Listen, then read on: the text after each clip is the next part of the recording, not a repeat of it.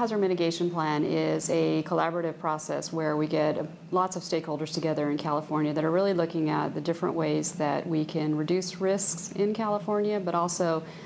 minimize the effects that disasters do have in our state. So we realize that natural disasters and human-caused hazards are a fact of life here for us in this state, but it's very important for us to learn from past events and also look forward to the future on how we can actually lessen the impacts of those, both to lives, things like injuries, as well as the buildings and environment here in California. So the mitigation plan is the place where all that comes together.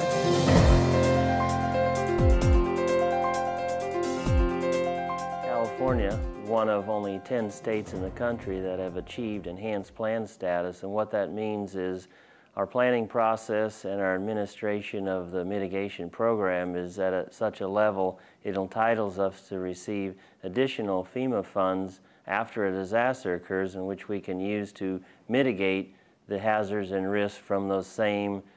damages that were caused by that recent event. So that has resulted in California receiving an additional $9 million in federal grant funds for mitigation in the last 3 years.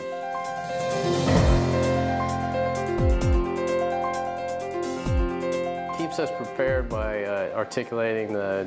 known hazards, and then it focuses our attention on what are the hazards in California, so that we not only plan to those hazards, but it points out what are the investments that we can make to mitigate those hazards. So once we know the hazards, we can identify the gaps in the mitigation strategies that we have, and that, in real terms, you're talking about protecting lives and property and reducing the consequences of a catastrophic event. In California, we all know we have a very good likelihood that there'll be a catastrophic earthquake. We have a very strong likelihood that there'll be catastrophic fires. So the people that will be affected by those need to know those hazards, need to have a plan to reduce their vulnerability to those hazards.